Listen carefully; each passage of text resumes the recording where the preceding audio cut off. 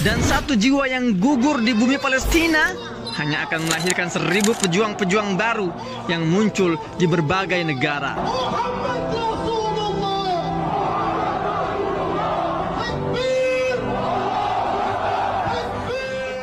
Jadi salah satu pihak yang sangat berperan besar dalam membongkar fakta-fakta kebohongan ini itu ternyata para netizen. Dia bilang, contoh nih ya, minggu pertama ketika mereka melakukan serangan darat, IDF ini, tentara Zionis ini, mereka mengumumkan bahwa kami berhasil membebaskan 1 tentara wanita dari tangan pejuang Hamas. Wah, jadi dibuat semacam euforia, kami berhasil membebaskan tahanan gitu kan. Nah, para netizen ini, netizen ya, tahu sendiri kan, bukan cuma Indonesia doang netizen yang iseng ya.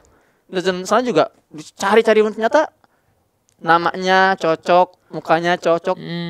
Cewek ini ternyata nggak pernah dalam tawanan Hamas sama sekali.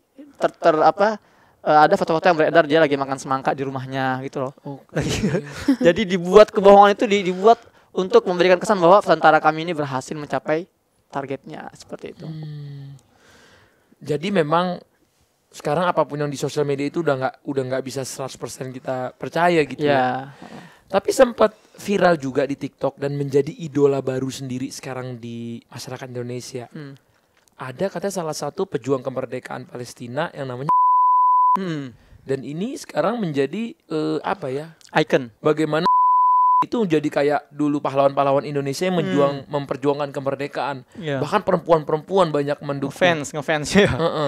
Apakah Ustadz di sana itu se-famous itu di Palestina? Ya, pertama ada teori mengatakan ini kalau di Gaza ya, ini adalah sosok sosok virtual atau sosok wahmi. Wahmi itu apa bahasanya itu ya? Sosok yang diciptakan, diciptakan gitu loh. Oke. Jadi nggak ada benar, nggak ada teori seperti itu ya. Tapi yang pasti nggak ada yang tahu siapa itu siapa itu nama asli siapa, orangnya di mana, tinggal di mana. Yang kita tahu ada seorang sosok juru bicara Brigadir Ali Zainal Qassam dengan kufiyah warna merahnya kan penutup ya, dengan gagahnya selalu menjadi lidah para pejuang untuk mengabarkan berbagai pencapaian-pencapaiannya gitu kan, dan kata-katanya.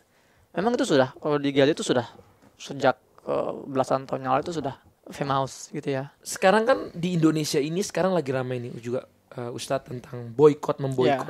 Menurut Ustadz, seberpengaruh apa sih memboikot produk-produk yang dilakukan sekarang sama ada orang Indonesia, bahkan orang-orang luar, untuk adik-adik kita, saudara-saudara kita di Gaza yang sekarang sedang sangat-sangat membutuhkan bantuan kita? Iya, jadi tujuan boikot ini adalah menghentikan dukungan untuk Israel ya.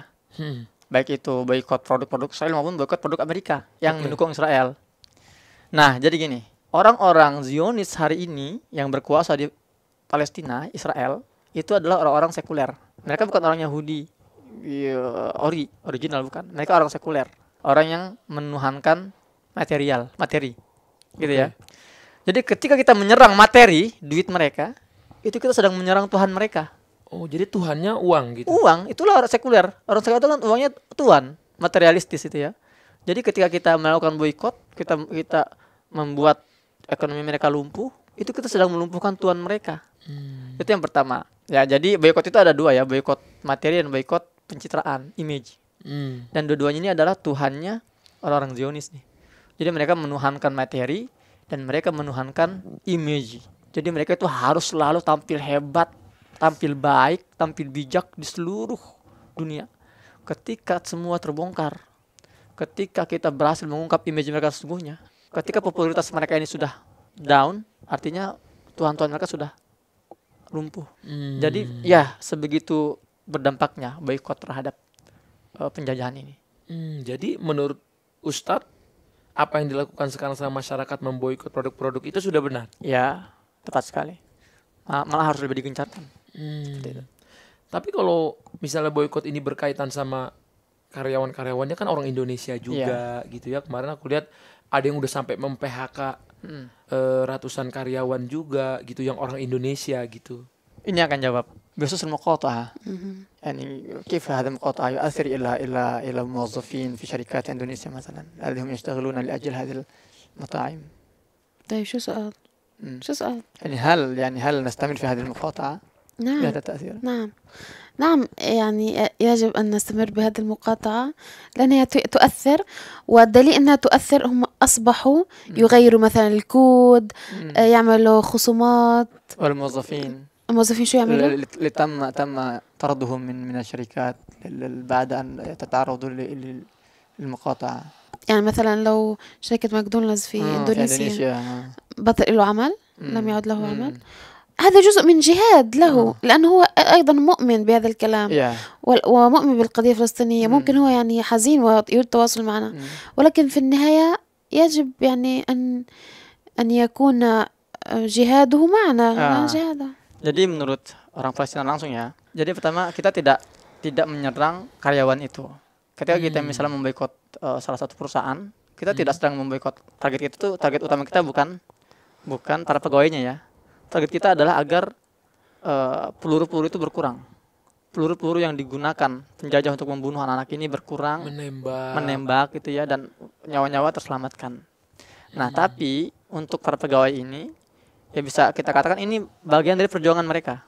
Ya, semua atas nama kemanusiaan kadang sesuatu harus dikorbankan ya kan. Ya, jangan sampai kita selfish. Ya, kita artinya kita memprioritaskan kerjaan kita gitu ya. Kemudian profesi kita, dan kita tidak peduli terhadap pembantaian yang ada di Palestina. طب شوي بس عندي مقترح. Ini menjadi apa istilahnya pertanyaan untuk teman-teman yang terdampak ya. Ya semoga mereka rasa kemanusiaan mereka itu mendominasi, ya lebih dominan dibandingkan rasa kesedihan mereka karena kehilangan pekerjaan seperti itu. Ini bagian dari perjuangan, bagian dari jihad mereka.